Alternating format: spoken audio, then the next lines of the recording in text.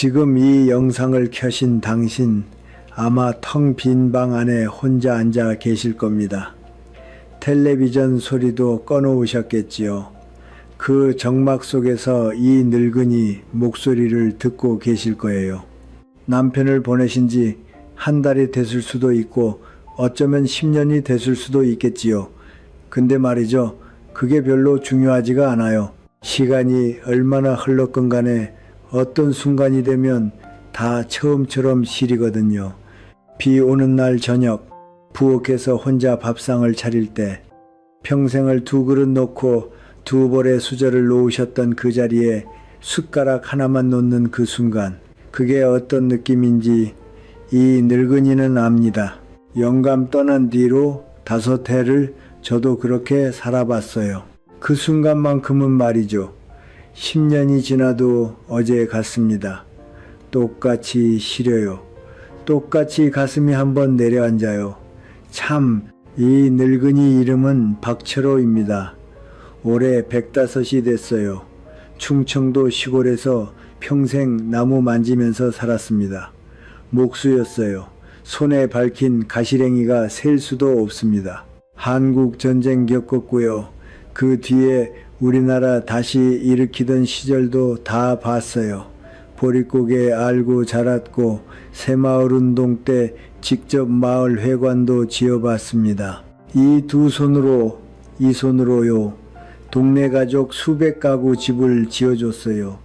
그 집들에서 아이가 태어나는 것도 봤고 그 아이가 자라서 결혼하는 것도 봤고요. 그 부모들이 한 사람씩 떠나는 것도 다 봤습니다. 100년을 한 동네에서 살면 그런 게 보여요. 사람이 어떻게 살아가는지, 어떻게 무너지는지, 어떻게 다시 일어서는지. 특히 말이죠. 남편 먼저 보내고 혼자 남은 부인들, 그분들을 정말 많이 봐왔습니다. 어떤 분은 그 자리에서 무너졌고요. 어떤 분은 이게 참 신기한데 오히려 더 단단해지셨어요. 같은 일을 겪었는데 어쩜 그렇게 다른지, 그 차이가 어디서 오는 건지 이 늙은이가 100년 살면서 천천히 깨달은 게 있습니다. 오늘은 그 얘기를 좀 해볼까 합니다. 많은 분들이 이렇게 생각하시지요. 영감 떠나면 내 인생도 끝이라고. 평생 그 사람 보고 살았는데 이제 뭐하러 살겠냐고. 이 늙은이도 그 마음 모르지 않아요. 정말이에요. 저도 한때 그랬으니까요. 근데 100년을 살아본 사람으로서 한마디만 분명히 드리겠습니다. 그건 진실이 아닙니다. 그건요, 고통이 만들어낸 거짓말이에요. 한 사람이 떠난다고 당신 인생이 끝나는 게 아닙니다. 그저 그 책의 다음 장이 시작되는 것 뿐이에요. 이 늙은이가 40살일 때는요, 인생이란 누군가랑 같이 가는 거라고 믿었어요. 곁에 사람이 있어야 사라지는 거라고. 근데 90 넘기고 나서야 비로소 알았어요. 진짜 인생은 말이죠. 혼자서도 무너지지 않을 수 있을 때 그때부터 시작합니다. 근데 많은 분들이, 특히 평생 가족만 보고 살아오신 분들이 그 단단한 기둥을 미처 세우지 못하고 큰 실수를 저지르시는 걸 봐왔습니다. 나쁜 마음에서 그런 게 아니에요. 두려워서, 슬퍼서, 그리고 아무도 미리 말해주지 않았으니까 그래서 빠지는 함정들입니다. 오늘 이 늙은이가 5가지를 말씀드리려고 합니다. 5가지 실수예요. 이걸 안 하시기만 해도 남은 시간이 정말 달라집니다. 비판하러 온 게 아닙니다. 누구를 가르치겠다고 온 것도 아니에요. 이 늙은이는 그저 당신보다 먼저 이 길을 걸어본 사람으로서 같은 함정에 다시 누가 빠지는 걸 보고 싶지가 않아서요. 그래서 오늘 이 자리에 앉았습니다. 5가지를 들으시면서 한 번씩 스스로에게 물어보십시오. 나는 지금 어디쯤 와 있는가 하고요. 답을 안 하셔도 됩니다. 그저 물어보시기만 하세요. 그것만으로도 시작이 됩니다. 자, 그럼 이야기 시작하겠습니다. 솔직히 말씀드리면요, 이 늙은이 마누라가 그랬어요. 막내 아들 군대 보내고 나서 한참을, 아니 그게 아니라 막내가 결혼해서 분가하고 나서요. 그때부터 마누라가 변했습니다. 하루에도 큰아들한테 2번, 3번씩 전화를 거는 거예요. 별일 없어도요. 그냥 외로워서. 이 얘기를 왜 먼저 꺼냈냐 하면 이게 첫 번째 실수의 시작이거든요. 많은 분들이 그러시지요. 이제 자식밖에 없잖아. 자식한테 의지하는 게 뭐가 잘못이야. 부모, 자식 사이가 다 그런 거 아니야?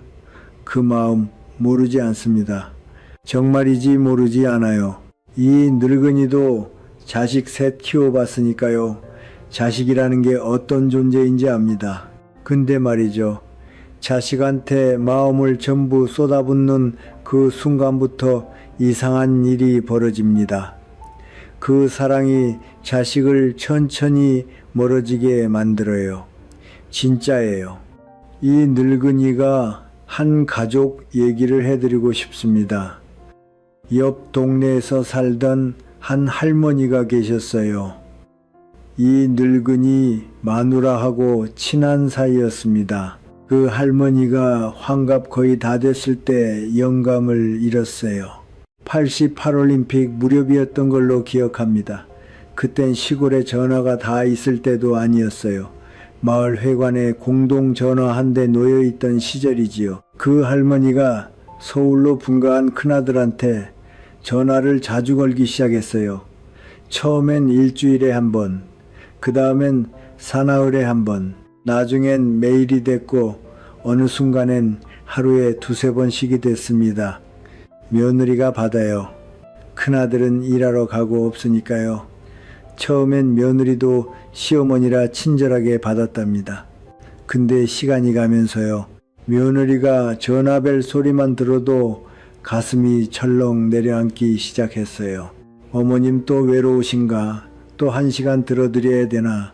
그런 생각이 먼저 났던 거지요. 명절이 다가오면 더 심해졌어요. 시어머니가 1달 전부터 매일 전화를 걸어서 이번 명절엔 언제 오느냐, 누구누구 데리고 오느냐 물어보시는 거예요. 큰아들 부부는 명절이 오기 1달 전부터 가슴이 무거워졌습니다. 사랑하는 어머니인데도 그래요. 사람 마음이 그런 겁니다. 그러던 어느 해 추석에요.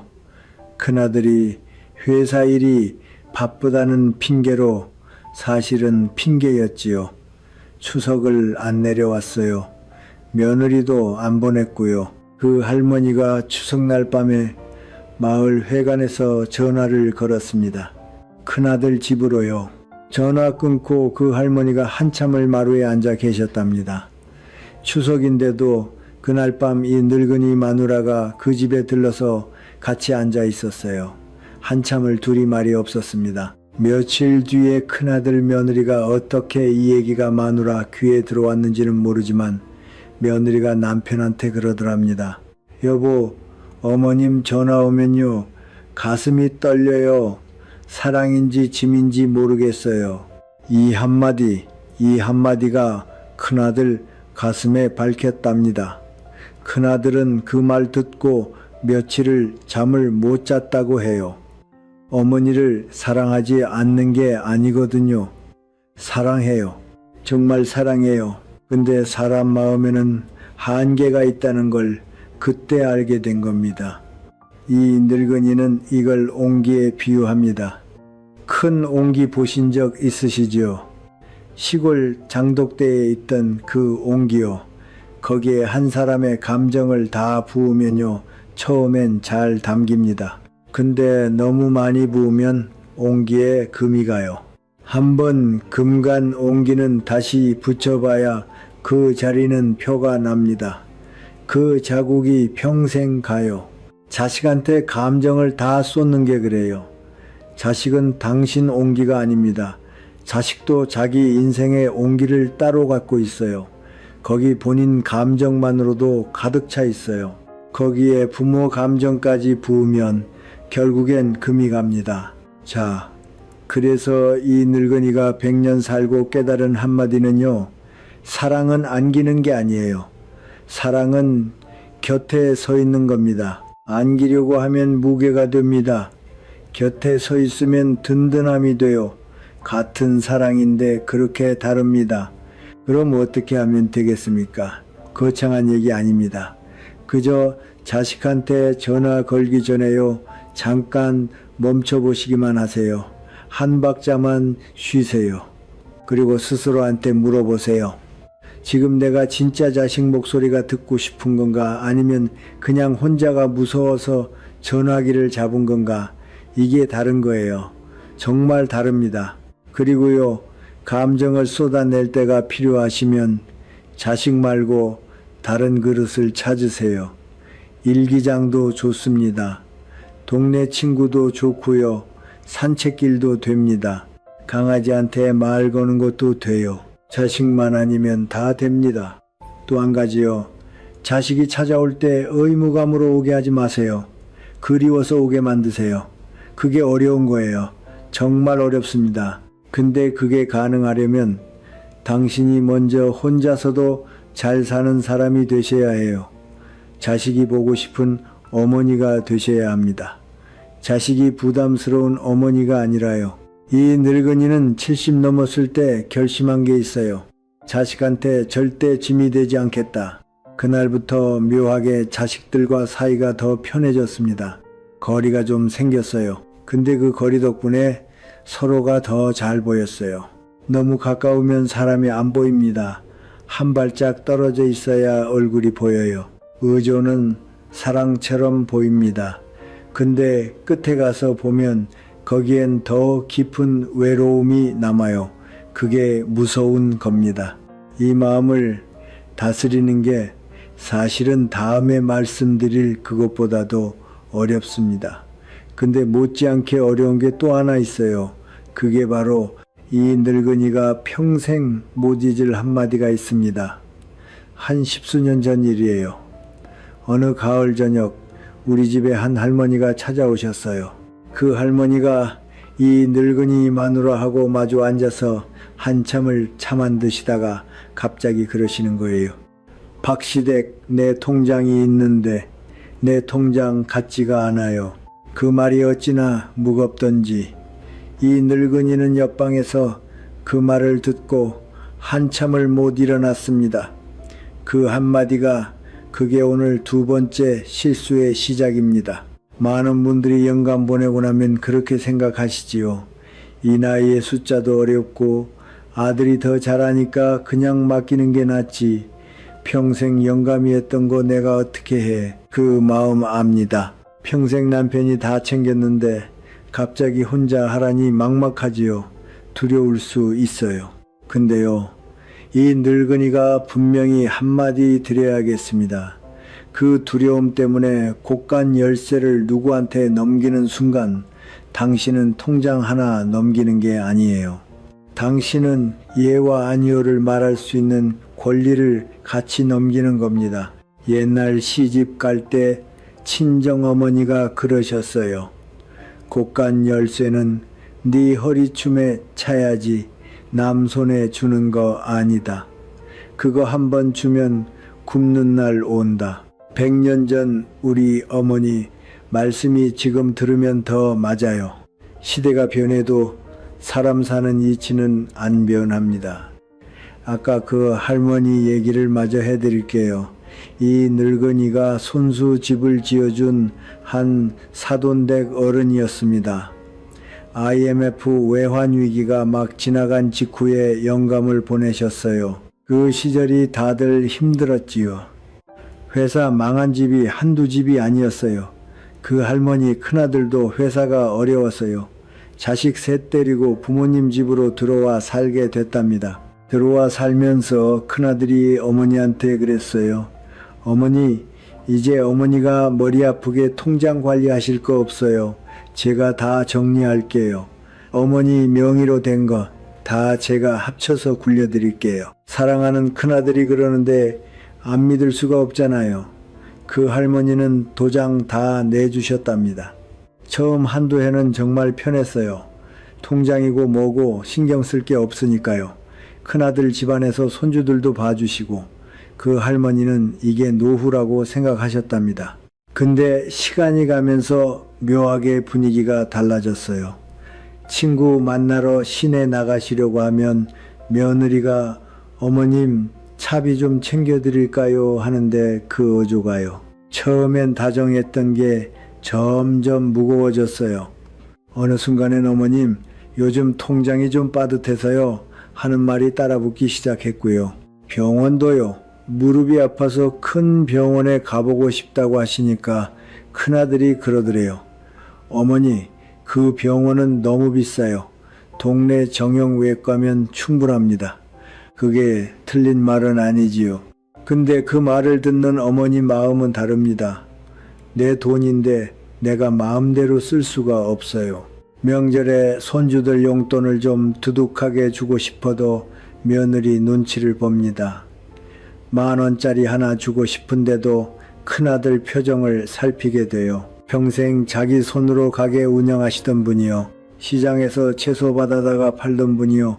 그분이 10,000원짜리 하나 주는데 눈치를 본다는 게 참, 그 할머니가 그날 이 늙은이 마누라한테 결국 이렇게 말씀하셨어요. 박시댁, 내 집인데 내 집 같지가 않고 내 돈인데 내 돈 같지가 않아요. 손님이에요. 손님으로 사는 거예요. 이 늙은이는 그 말이 지금도 가슴에 박혀 있습니다. 사랑받는 손님, 사랑받는 손님도요. 결국 손님은 손님입니다. 손님은 오래 있으면 안 돼요. 손님은 눈치를 봐야 하고요. 손님은 자기 집인데도 마음 편이라면 한 그릇 끓이지 못합니다. 자, 이 늙은이가 100년 살고 깨달은 또 한 가지를 말씀드리겠습니다. 돈은 풍요가 아니에요. 돈은 아니요 라고 말할 수 있는 자유입니다. 그게 다예요. 가고 싶지 않은 데를 아니요 하고 안 갈 수 있는 자유. 사고 싶지 않은 걸 아니요 하고 안 살 수 있는 자유. 그리고 도움이 필요한 사람한테 내가 주고 싶을 때 줄 수 있는 자유. 그 자유가 통장에 있습니다. 돈 그 자체가 아니라요. 자식을 못 믿으라는 게 아닙니다. 자식이 나쁜 마음을 먹는다는 것도 아니에요. 다만 사람은요, 아무리 착한 사람이라도 자기한테 권한이 주어지면 자기 편한 쪽으로 결정하게 돼 있습니다. 그게 사람 본성이에요. 누구를 탓할 게 아닙니다. 그저 그 본성을 알고 미리 대비하는 게 지혜입니다. 그럼 어떻게 해야 하느냐? 거창한 거 필요 없어요. 이 늙은이가 말씀드리는 건 그저 3가지예요. 먼저요, 내 이름으로 된 통장 하나는 반드시 갖고 계세요. 작아도 됩니다. 비상금 통장이라고 부르든 뭐든 거기엔 자식도 도장을 못 찍게 하세요. 그게 마지막 보루입니다. 그리고요, 한 달에 얼마가 들어오고 얼마가 나가는지 그것만 아세요. 투자니 주식이니 어려운 거 다 몰라도 됩니다. 그저 내 돈의 흐름, 그것만 보고 계시면 충분합니다. 또 한 가지는요, 큰돈 결정할 때는 시간을 두세요. 자식이 엄마 빨리 사인해줘 할수록 더 천천히 가세요. 진짜 좋은 일은 시간을 줍니다. 시간이 없다고 재촉하는 일에는 함정이 있어요. 이거 100년 살면서 본 게 한두 번이 아닙니다. 돈을 지키는 건요, 가족을 의심하는 게 아닙니다. 그건 어떤 일이 벌어져도 내가 내 2발로 서겠다는 조용한 약속이에요. 나 자신과의 약속입니다. 그거 하나만큼은 아무도 못 깨뜨리게 하세요. 자, 돈 단속을 해놓으면은요, 그 다음에 보이는 게 있어요. 사람입니다. 사람. 이 늙은이가 100년 살면서 분명히 본 게 하나 있습니다. 사람이 무너지는 길이요, 2가지가 있어요. 하나는 병으로 무너지는 거고요. 또 하나는 이게 진짜 무서운 건데 아무도 자기를 기다리지 않는다고 믿는 순간부터 무너지는 거예요. 병은 의사가 봐줍니다. 약도 있고요. 근데 두 번째 건요. 그건 본인 말고는 아무도 못 봐요. 세 번째 실수가 바로 이겁니다. 스스로 세상과의 문을 닫는 거. 영감 보내신 분들이 많이 그러시죠.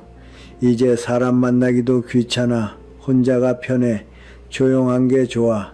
그 말 듣고 있으면요. 이 늙은이는 가슴 한구석이 쓰립니다. 왜냐고요?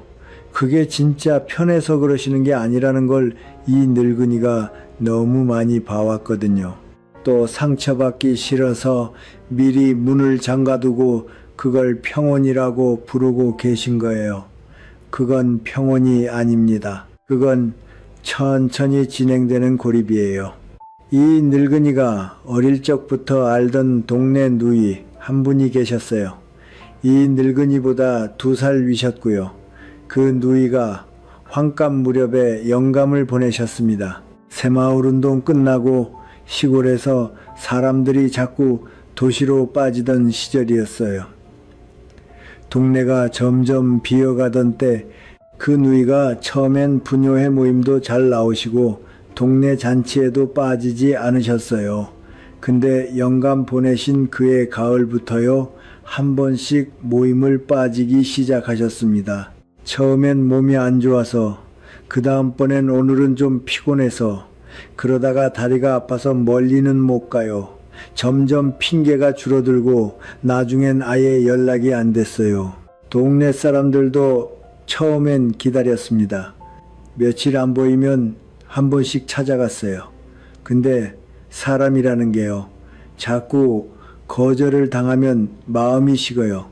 본인도 모르는 사이에 부르러 가도 안 나오니까 한두 해 지나니까 부르러 가는 사람이 없어졌습니다. 그 누이는 마당이 있는 옛날 시골집에 사셨어요. 어느 날 이 늙은이가 동네 마실 나갔다가 그 집 앞을 지나는데 누이가 마루 끝에 앉아서 길을 멍하니 보고 계시는 거예요.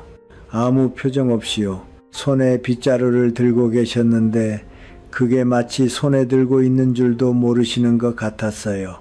이 늙은이가 마당으로 들어갔습니다. 옆에 앉았어요. 한참을 둘 다 말이 없었습니다. 그러다가 그 누이가 그러시더라고요. 서로 아저씨, 사람들이 다 떠나버렸어요.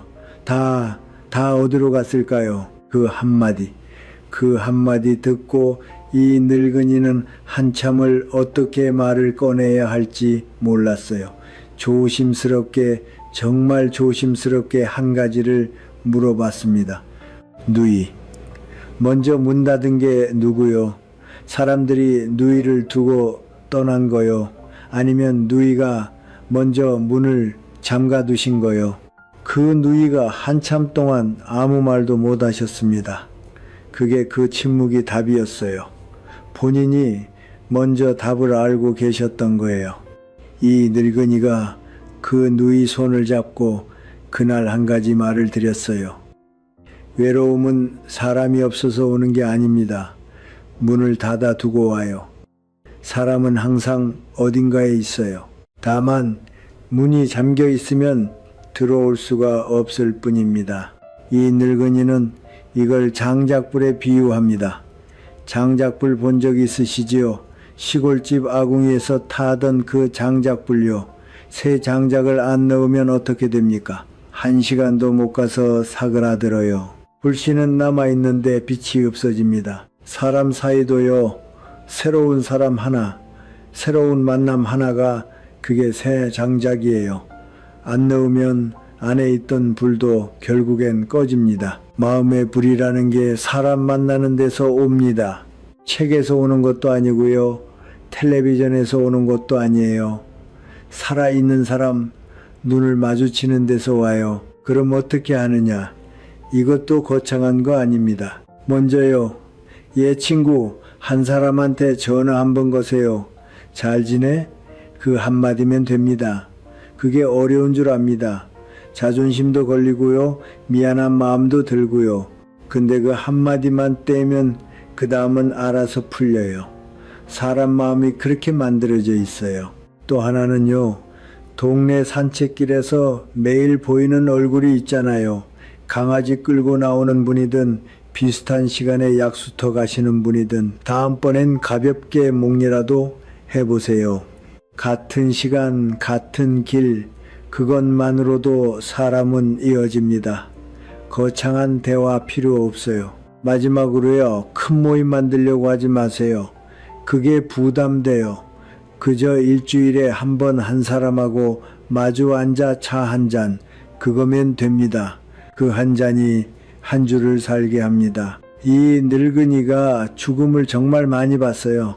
가족에 둘러싸여 가신 분도 봤고 혼자 조용히 가신 분도 봤고요. 그러면서 한 가지를 알게 됐어요. 가장 빨리 시드는 분은 병든 분이 아니었어요. 가장 빨리 무너지는 분은 이제 자기를 기다려 아무도 없다고 그렇게 믿게 된 분이었어요. 그게 진짜 무서운 거예요. 그러니까요, 당신을 기다리는 사람이 있어야 합니다. 한 사람이라도요. 그리고 그 사람이 생기려면 당신이 먼저 문을 여셔야 해요. 두렵더라도, 상처가 아직 다 아물지 않았더라도요. 문을 닫는 건 쉽습니다. 그건 누구나 할 수 있어요. 근데 닫힌 문 안에는 봄이 안 들어옵니다. 햇살도 못 들어와요. 사람을 살리는 건 결국 사람입니다. 사람한테 문을 열고 나면요, 그 다음엔 또 하나 살펴봐야 할 문이 있어요. 자기 자신을 향한 문 말입니다. 그게 바로 지금도 가끔 떠오르는 새벽이 있습니다. 이 늙은이 나이 50몇 살이었을 때예요. 그때만 해도 이 늙은이는 작업장을 따로 두고 매일 새벽 5시면 일어나서 가던 사람이었습니다. 그 어느 봄 새벽이었어요. 비가 추적추적 오고요. 어깨가 무거워서 정말 일어나기 싫었어요. 하루쯤 안 가도 되지 않나. 누가 뭐라 하나. 그런 생각이 들었습니다. 근데 그날 마누라가 부엌에서 한마디 했어요. 오늘은 좀 쉬세요. 비도 오는데. 그 말 듣고 이 늙은이가 오히려 벌떡 일어났습니다. 왜냐고요? 그날 비가 와도 가야겠다는 마음이 생겼거든요. 누가 시켜서가 아니라요. 내가 가야 했어요. 그날 작업장 가서 대패질을 1시간 했습니다. 집에 돌아오면서 그날 깨달았어요. 몸을 움직이는 건요, 그게 일이 아니더라고요. 그건 자기 자신한테 보내는 신호였어요. 나는 오늘도 살아있다는 그 작은 신호. 이게 오늘 4번째 실수와 직접 닿아 있는 얘기입니다. 많은 분들이 영감 보내신 뒤로요, 이런 말씀을 하세요. 이 나이에 뭐하러 챙겨 먹어? 혼자 먹는데 뭘 차려? 병원? 귀찮아. 자식 부르기도 미안하고. 그 마음 이 늙은이도 압니다. 솔직히 마누라 보내고 첫 한 달은 이 늙은이도 그랬어요. 라면도 안 끓이고 식은 밥에 김치만 얹어 먹고 면도도 안 하고요. 그러다가 어느 날 아침 거울을 봤는데 거기 있는 사람이 누구인지 잠깐 못 알아봤어요. 정말이에요. 근데요, 내 몸을 안 챙기는 건요, 그게 게으름이 아니에요. 그건 나는 더 이상 살 이유가 없다는 말을 매일 아침 자기 자신한테 속삭이는 거예요. 그게 진짜 무서운 겁니다. 한 부인 얘기를 해드리고 싶습니다. 이 늙은이가 잘 알던 분이셨어요. 영감 보내신 지 반년쯤 됐을 때 동네 잔치에서 다시 만났습니다. 보고 깜짝 놀랐어요. 그 반년 사이에 살이 10kg는 넘게 빠져 있었어요. 머리도 안 빗으셨고요. 옷도 영감 살았을 적엔 그렇게 단정하시던 분인데 그 옷이 그날은 헐렁헐렁했습니다. 이 늙은이가 며칠 뒤에 그 집에 가봤어요. 가봤더니 부엌 상태가 영 아니었어요. 라면 봉지가 한 구석에 쌓여 있고요. 다른 건 거의 안 드셨던 거예요. 매일 라면 한 끼, 그게 다였답니다. 무릎이 아프시다는데 병원은 안 가셨어요. 동네 약국에서 약 받아 먹으니까 됐어요. 그러시는데 그 약이 진통제더라고요. 진통제로 무릎이 나아지지는 않잖아요. 점점 안 걸으시게 되고 안 걸으니까 더 약해지시고 악순환이었어요. 말수도 줄어드셨어요. 옛날엔 동네 어디서 무슨 일이 있었는지 다 아시던 분이었는데 이제는 동네에 무슨 일이 있어도 묻지를 않으셨어요. 관심이 없어진 거예요. 자기 자신한테부터 관심이 없으셨으니까요. 이 늙은이가 그날 그 부인 손을 잡고 그랬어요. 왜 이렇게 안 챙기십니까?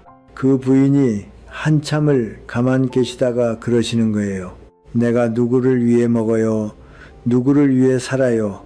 영감 없는데 손주들 보러 가는 것도 한 달에 한 번이면 충분한데 나 하나 보자고 차린 밥상이 무슨 의미가 있어요?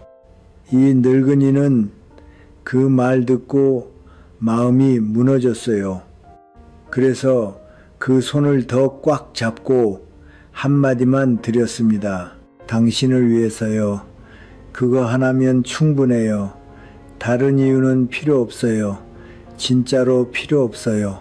그 부인이 그날 뭔가 한 가지가 작게라도 깨지신 것 같았어요. 그 뒤로 천천히 회복하셨습니다. 라면도 좀 줄이시고요. 병원도 가시고요. 이 늙은이가 100년 살고 알게 된 한마디는요. 이 몸은 내가 평생 빌려 쓰는 마지막 집이에요. 자식의 집은 언젠가 나와야 할 수 있어요. 살던 동네도 떠나게 될 수 있어요. 근데 이 몸만큼은 마지막 숨까지 같이 가요. 이 집은 안 떠납니다. 세입자가 자기 집을 망가뜨리면 그럼 어디로 가겠습니까? 이사 갈 곳도 없어요. 그러니까 이 마지막 집은요. 정성껏 닦으셔야 해요. 자기 자신한테 그 정도 정성은 들이셔야 합니다. 목수한테 연장통은 목숨이에요. 끌 하나, 대패 하나, 망치 하나가 다 자기 분신입니다. 이 늙은이도 평생 그 연장통 갖고 일했어요.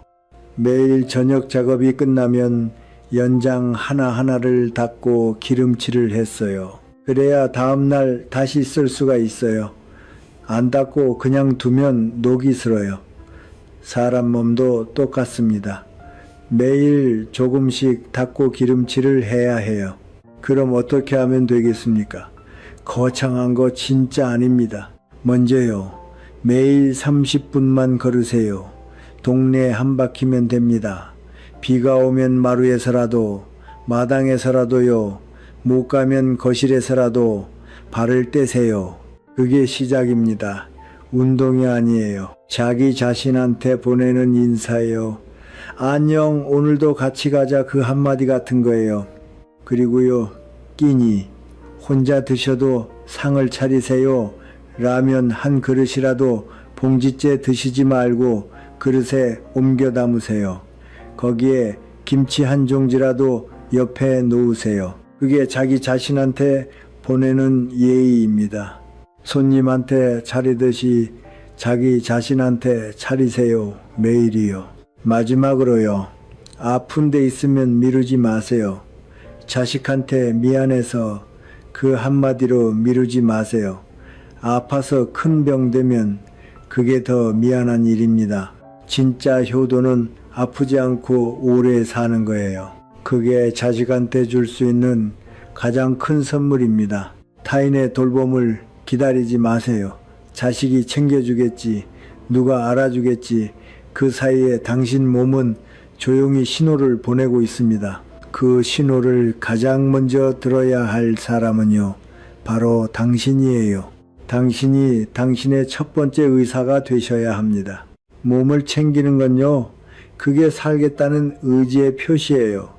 나는 아직 여기 있다. 나는 아직 살아있다. 나는 아직 포기 안 했다. 매일 아침 자기 자신한테 그렇게 말씀하시는 거예요. 가장 조용하지만 가장 강한 말입니다.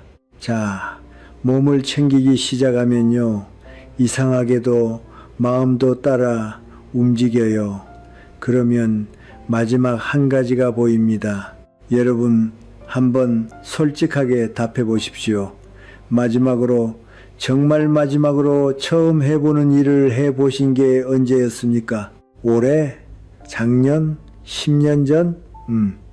기억이 잘 안 나신다면요.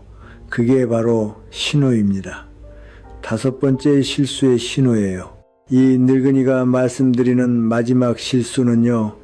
어쩌면 앞에 4가지보다 더 조용한 실수입니다.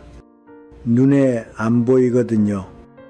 자식한테 매달리는 건 옆 사람이 알아봐요. 돈줄 넘긴 건 통장 보면 알 수 있고요. 사람 안 만나는 건 동네에서 알아챕니다. 몸 방치하는 건 거울이 알려줘요. 근데 이 5번째는요. 본인 마음속에서만 일어납니다. 본인도 그 순간을 정확히 모릅니다. 어느 날 갑자기요. 새로운 걸 배우고 싶은 마음이 사라져요. 내년 봄이 별로 안 기다려져요. 어딘가 가보고 싶다는 생각이 더 이상 안 들어요. 그러면서 마음속에서 조용히 한마디 하시는 겁니다. 내 이야기는 다 끝났어. 그 한마디, 그게 끝의 시작입니다. 이 늙은이도요. 솔직히 말씀드리면 이른 즈음에 한번 그 생각을 했어요. 아, 이제 다 산 것 같다. 더 뭐 할 게 있나. 그날부터 묘하게 사람이 늙어가더라고요. 나이가 늙게 만드는 게 아닙니다. 다 살았다는 그 한마디가 사람을 늙게 만들어요. 그게 진짜예요. 이 늙은이의 이웃에 한 부인이 사셨어요. 한 10년쯤 전 일입니다. 영감 보내신 지 4년 됐을 때 만났는데 70살이셨어요. 매일 마루에 앉아서 마당만 바라보고 계셨습니다. 마당에 뭐가 있느냐 하면 아무것도 없어요. 그냥 흙바닥에 풀 좀 자란 거. 그걸 매일 몇 시간씩 그렇게 보고 계셨던 거예요. 이 늙은이가 어느 날 그 집에 들렀어요. 가서 이렇게 한마디 했습니다. 이 부인, 노래 한 곡 배워보시지 그래요. 그 부인이 황당하다는 표정으로 절 보시는 거예요. 내가 무슨 노래야. 평생 학교도 제대로 못 다닌 사람이 노래는 무슨. 동네 노래교실 있잖아요. 그냥 한 번만 구경 가는 셈치고요. 가서 듣기만 하셔도 돼요. 처음엔 한참을 안 가시려고 했어요. 그러다가 마누라가 같이 가자고 자꾸 끌어서 그래서 한번 가셨습니다. 첫날엔 한마디도 안 부르셨대요. 그냥 뒷자리에 앉아 계셨다고요. 둘째 날도 마찬가지였고요. 셋째 날쯤에 마누라가 그러시더라고요. 그분 입술이 약간 움직이더라. 3달 정도 지났을 때입니다.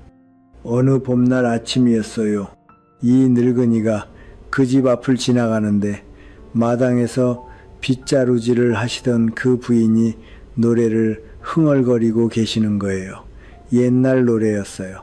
한 소절을. 그냥 작게요. 본인도 모르시는 사이에 입에서 그 가락이 나오고 있었던 겁니다. 이 늙은이는 그날 일부러 들어가지 않고 그냥 지나갔어요. 그 순간을 방해하기 싫어서요. 작업장 가서 한참을 가만히 앉아 있었습니다. 며칠 뒤에 그 부인이 이 늙은이를 보고 그러시는 거예요. 박씨, 나 살아있긴 살아있었네요. 잊고 있었어요. 이 말이요. 이 말이 100년 살면서 이 늙은이가 들은 가장 아름다운 한마디였습니다. 살아있긴 살아있었네요. 잊고 있었어요. 그 잊고 있던 걸 노래 한 곡이 깨워준 거예요. 그래서 이 늙은이가 100년 살고 깨달은 한마디는요. 끝났다는 말은요. 아무도 못합니다. 본인 입으로 하지 않는 한 세상 누구도 당신 인생을 끝낼 수 없어요. 영감도 못 끝내요. 자식도 못 끝내요. 시간도 못 끝냅니다. 오직 본인이 본인 입으로 끝났다 하시는 그 순간에만 끝나요. 그 한마디만 안 하시면 인생은 안 끝납니다. 이 늙은이가 평생 한 일이 뭡니까? 나무 깎는 일이에요. 대패질이요. 대패질 해보셨어요? 안 해보셨겠지요. 그게 말이죠. 나무는 한 번 깎아서 모양이 안 나옵니다. 한 겹, 또 한 겹, 또 한 겹. 100번을 깎아야 매끈해져요. 사람 인생도 똑같아요. 매일 한 겹씩 다듬는 거예요. 그게 멈추면 그때 끝입니다. 깎기를 멈춘 나무는 그냥 통나무로 남아요. 뭐가 될 수도 있었는데 안 되고 끝나는 거예요. 그럼 어떻게 하면 됩니까? 이것도 거창한 거 진짜 아닙니다. 먼저요. 한 번도 안 가본 동네를 한번 걸어보세요. 멀 필요 없어요. 옆 동네면 됩니다. 그저 한 번도 안 다닌 길을요. 새로운 길은 사람을 깨워요. 본인도 잊고 있던 호기심이 살아나요. 그렇지 한 번도 안 읽은 책 한 권을 펴보세요. 어려운 책 말고요. 시집이든 옛날 이야기책이든 손녀가 학교에서 가져온 책이든 첫 페이지만 읽어보세요. 다 안 읽어도 돼요. 첫 페이지면 됩니다. 그것만으로도 뇌가 다시 움직여요. 마지막으로요. 한 번도 안 만들어 본 음식을 한번 해보세요. 망쳐도 됩니다. 사실 망친 게 더 기억에 남아요. 아, 그때 그 호박전 새카맣게 태웠지. 그게 평생 가는 기억이 돼요. 잘 만든 음식보다 망친 음식이 더 사람을 살립니다. 이상하지요? 근데 그래요. 이 늙은이가 지금 105입니다. 아직도 책을 읽어요. 가끔 글도 씁니다. 동네 분들 만나서 이야기도 나눠요. 새로운 생각하고 부딪혀요. 사람들이 이따금 박씨 어른은 참 대단하시네요 그래요. 근데요. 이 늙은이는 대단한 게 아닙니다. 그냥 멈추지 않았을 뿐이에요. 그거 하나가 다입니다. 멈추지 않는 거. 그게 이 늙은이가 아는 유일한 비결이에요. 영감 보내고 나면 많은 분들이 그러세요. 이제 새로 시작하기엔 너무 늦었지. 이 늙은이가 묻고 싶어요. 늦은 걸 어떻게 아십니까? 내일을 살아보셨어요? 내년을 살아보셨어요? 안 살아본 시간을 미리 닫아두는 거, 그게 제일 안타까운 일입니다. 살아있는 동안엔 사람이 자라요. 이건 희망사항이 아니에요. 이 늙은이가 100년 동안 본 사실입니다. 나이가 자람이 조건이 아니에요. 의지가 조건입니다. 그리고 지금 이 영상을 끝까지 듣고 계신다는 것 자체가요. 당신 안에 그 의지가 아직 살아있다는 증거예요. 아직 안 쓴 페이지가 있어요.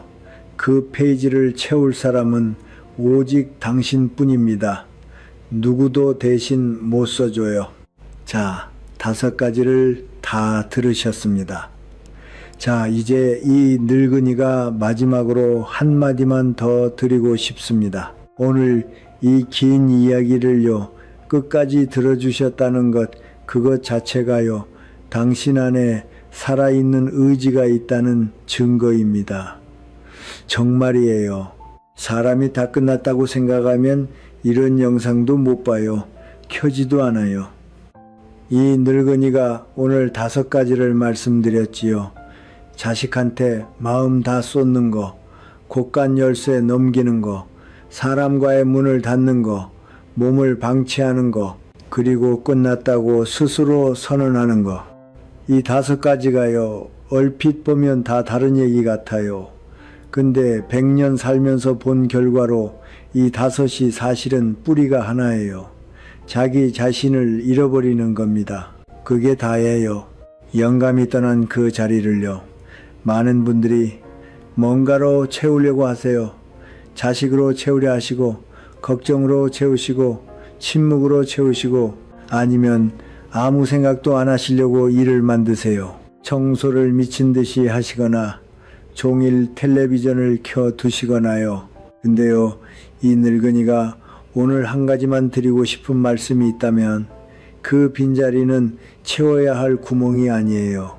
그건요, 드디어 당신 자신으로 살아볼 수 있는 공간이 열린 거예요. 평생 누군가의 아내, 누군가의 어머니, 누군가의 며느리로 사셨던 분이요, 이제 처음으로 그냥 당신으로 사실 수 있는 자리가 마련된 거예요. 그건 비극이 아니라 어쩌면 늦게 받은 선물일 수도 있습니다. 이 늙은이는요, 마누라를 5해 전에 보냈어요. 보내고 한참을 잃어버렸어요. 작업장도 안 갔고요. 사람도 안 만났고요. 그저 마루에 앉아서 마당에 매화나무만 봤습니다. 그 나무 영감 둘이 같이 심은 거였거든요. 근데 그해 봄 어느 아침에요. 그 매화나무에 꽃이 폈는데 마누라가 살아있을 때 봤던 그 꽃이랑 똑같이 폈어요. 똑같이요. 그날 이 늙은이가 그 앞에 서서 한참 울었습니다. 부끄럽지만 정말 그랬어요. 그러고 나서 작업장에 갔어요. 다시 대패를 잡았어요. 그날부터 다시 사람이 돌아왔습니다. 사람은요, 죽기 전엔 돌아올 수 있어요. 시간이 좀 걸려도 돼요. 5해가 걸리든 10년이 걸리든 죽기 전에 돌아올 수만 있다면 그게 시간이 늦은 게 아닙니다. 제때 돌아온 거예요. 이 늙은이는 그렇게 믿어요. 이 늙은이가 오늘 처음에 무슨 말씀을 드렸지요. 비 오는 저녁 부엌에서 혼자 밥상을 차릴 때 숟가락 하나만 놓는 그 순간이 시리다고요. 기억하시지요? 근데 100년 살아보고 알게 된 게 있어요. 그 숟가락 하나는요, 외로움의 표시가 아닐 수도 있어요. 그건 자기 자신을 처음으로 손님처럼 모시는 그 첫 의식이 될 수도 있어요. 그렇게 보시면 됩니다. 그렇게 볼 수 있는 사람이 결국 잘 사는 사람이에요. 이 늙은이는 젊은 시절에 혼자가 무서웠어요. 혼자 밥 먹는 게 쓸쓸했고요. 혼자 길 걷는 게 어색했습니다. 누가 곁에 있어야 그제야 내가 존재하는 것 같았어요. 근데 나이 들면서 특히 90 넘기고 나서 비로소 알았어요. 혼자라는 것과 외롭다는 건요, 전혀 다른 얘기입니다. 혼자는 상태예요. 외로움은 선택이에요. 혼자이면서도 충만할 수 있고요. 혼자이면서도 따뜻할 수 있어요. 혼자이면서도 이 세상과 깊이 이어져 있을 수 있습니다. 그게 가능하려면요, 단 한 가지가 필요해요. 자기 자신과 화해하는 겁니다. 살다 보면 후회가 쌓여요. 더 잘해줄 수 있었는데, 더 일찍 말했어야 했는데, 그때 다른 선택을 했어야 했는데, 이런 생각들이 새벽녘에 자꾸 찾아옵니다. 근데 그 후회들을 다 안고도 그럼에도 불구하고 나는 최선을 다했다. 나는 충분히 살았다. 그렇게 자기 자신을 봐줄 수 있을 때 그때부터 혼자라는 게 안 무서워져요. 오늘 이 이야기를 끝까지 들어주신 분들께 한마디만 드리고 싶습니다. 당신이 지금 얼마나 힘드신지, 얼마나 외로우신지, 얼마나 지쳐 계신지 이 늙은이는 압니다. 살다 보면 이 늙은이도 그런 밤을 다 지나왔어요. 아무도 나를 이해 못하는 것 같은 밤, 이게 다 무슨 의미인가 싶은 새벽, 그냥 다 놓아버리고 싶은 그 순간들. 이 늙은이도 사람이에요. 그런 감정들 피해가지 못했어요. 근데 안 멈췄어요. 왜냐고요? 인생은 아직 보여주지 않은 걸 늘 품고 있거든요. 그게 진짜예요. 내일 아침 창문으로 들어올 햇살, 다음 달에 만날 누군가, 아직 안 읽은 책 속의 한 문장, 이런 것들은요, 살아있어야만 만나집니다. 죽으면 못 만나요. 그 작은 만남들이 모여서 인생이 되는 거예요. 그 인생이 당신 거예요. 다른 누구 것도 아닙니다. 자, 마지막으로 이 늙은이가 한 가지 약속을 드리고 싶어요. 혼자이지만 외롭지 않기를, 조용하지만 비어있지 않기를, 느려도 멈추지 않기를, 작아도 따뜻하기를, 그리고 당신에게 남은 모든 날들이 당신이 지금 생각하시는 것보다 훨씬 길고 훨씬 환하기를. 당신은 충분합니다. 진짜로 충분합니다. 당신이 걸어온 길이, 당신이 버텨온 세월이, 당신이 사랑하고 또 상처받으며 살아온 그 모든 날들이 이미 당신을 한 사람의 완전한 사람으로 만들어 놓았어요. 누가 안 알아줘도 그렇습니다. 이 늙은이 박철호가요, 105해 동안 이 손에 밝힌 못과 가시랭이와 톱밥을 다 걸고 그것을 약속드립니다. 당신은 충분합니다.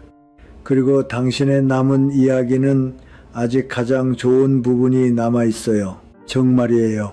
그러니 부엌에 가셔서 오늘 저녁엔 숟가락 하나를 손님처럼 놓아보세요. 그 손님이 바로 당신입니다. 그 손님을 정성껏 모시세요.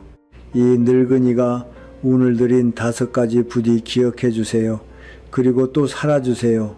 그저 한 발씩만 더 가주세요. 그게 이 늙은이가 당신께 드리는 마지막 부탁입니다. 오늘도 평안하시기를